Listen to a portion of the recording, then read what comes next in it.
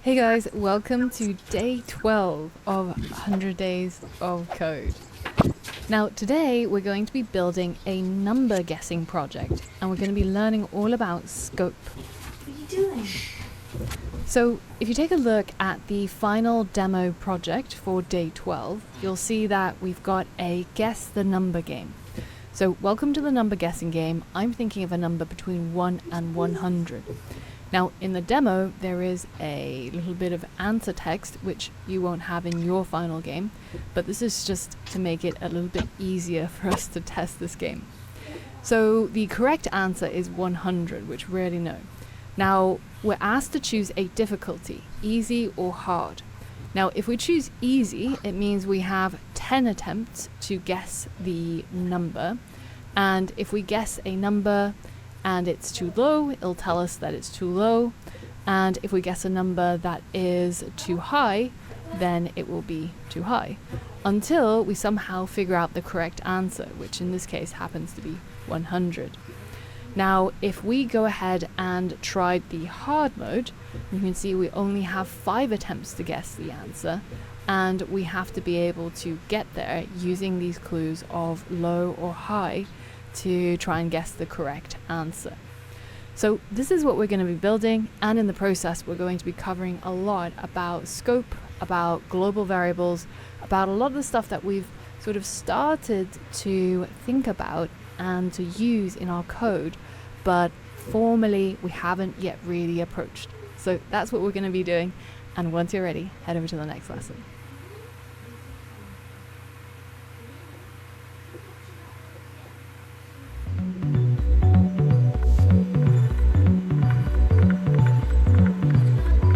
The first thing I want to talk about is a concept known in programming as scope. And this scope is something that we've actually come across already in our programming, but I wanted to leave it until we've seen functions, we've seen if and while loops, different types and blocks of code before we start talking about this really important concept.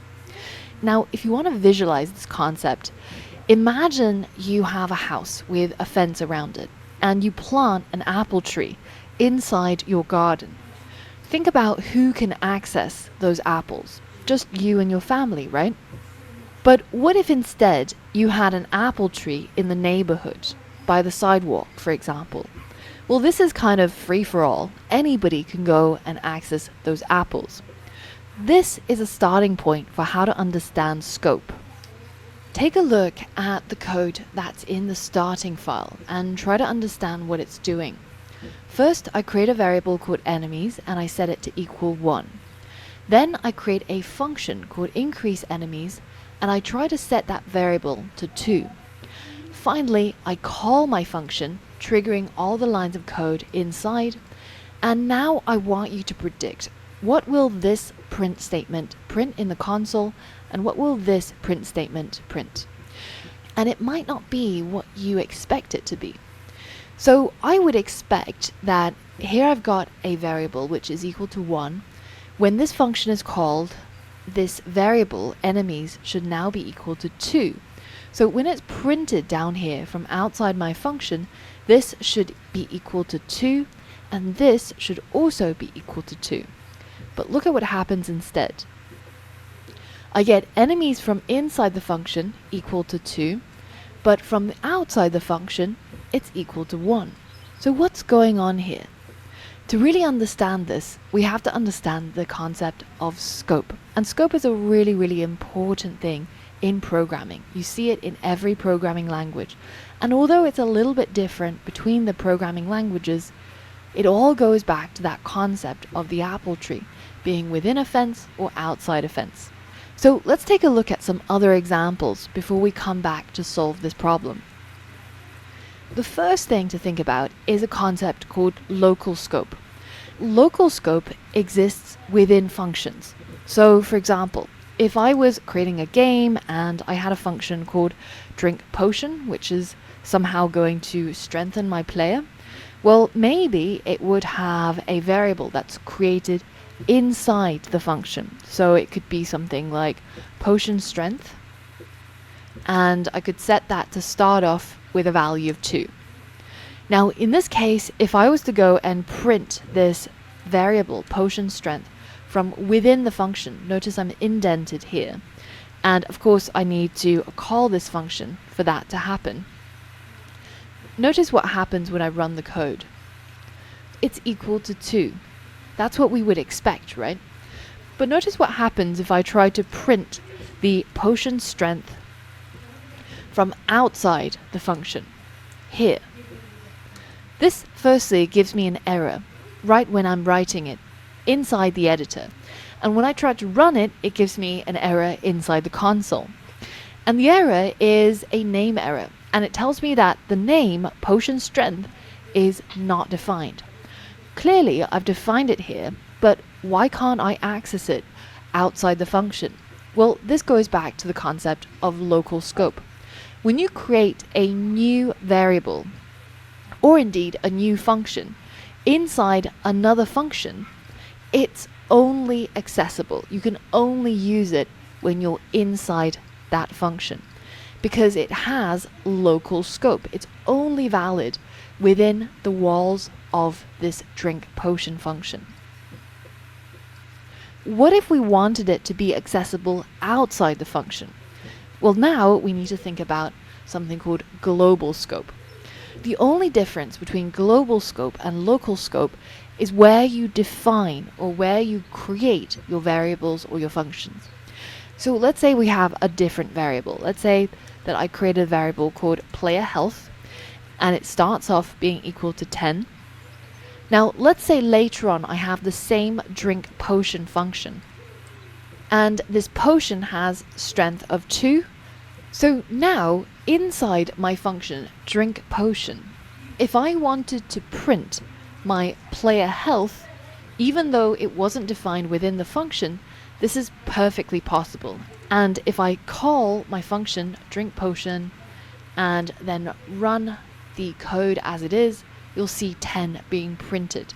So this has a global scope.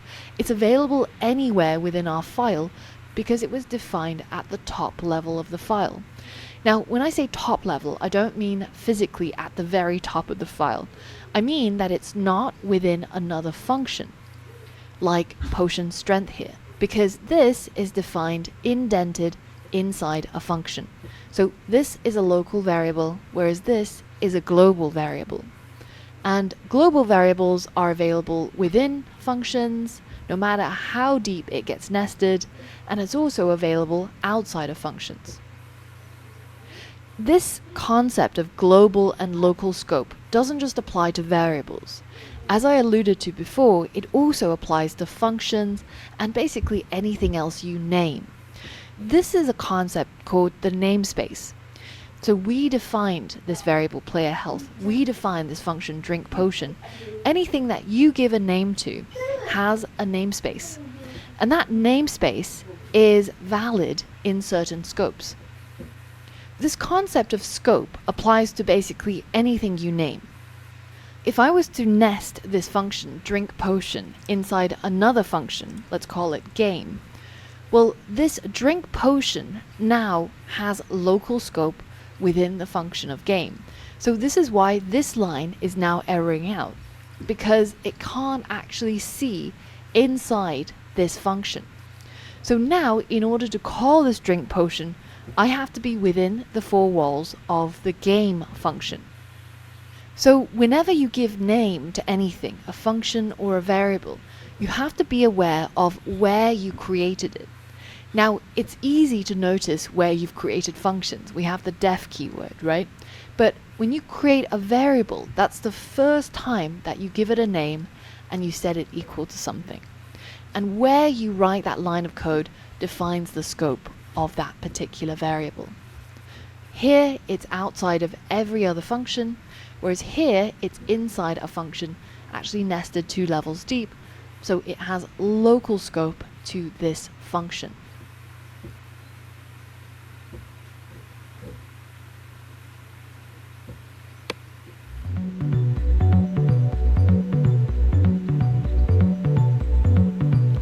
Now, unlike some other programming languages, if you've come from, say, C++ or Java, there is no such thing as block scope in Python.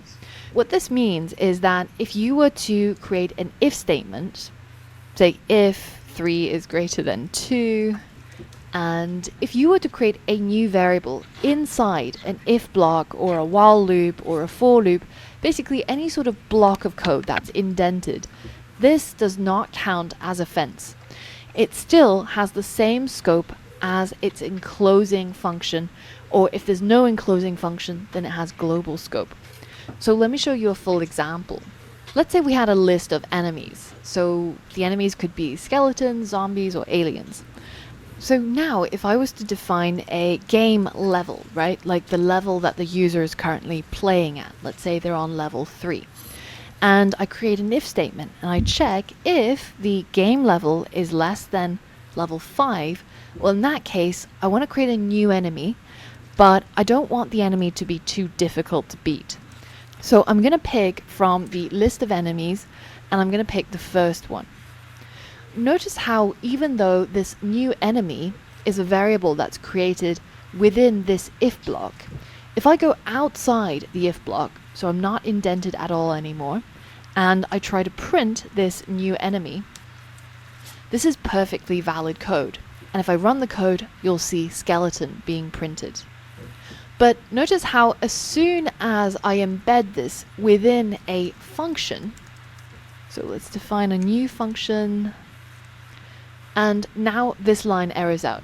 Because within the function there is local scope, so now this new enemy is available anywhere within this function, because blocks like if, while, for, all of these blocks of code with colons and indentation, they don't count as creating a local scope.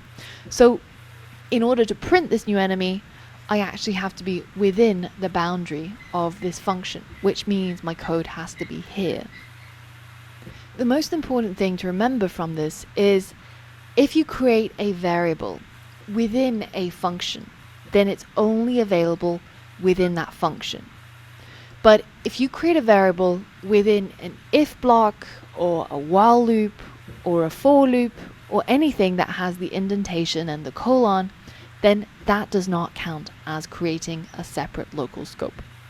But one thing you might see when you're using some variable that is defined within a block, such as an if or a for, is you might get this warning from the linter, which reminds us how to write good Python code, that the local variable might be referenced before assignment. So it's basically saying, well, what if the game level is not less than 5? What if it was like 10? Well, in this case, if we try to run this code, this print statement will never be executed because this if statement is not true. So this variable new enemy is never created. So then what are we printing here? We're printing nothing, just air, right? So in order to get rid of this warning, what you can do is outside of any blocks, such as if, for, or while, you can declare and create that variable and initialize it. So let's create new enemy and set it to empty. Well, in this case, what it sees now is that there is a new enemy variable. It has been already created, and depending on these conditions, it might be modified, but it will always be able to be accessed.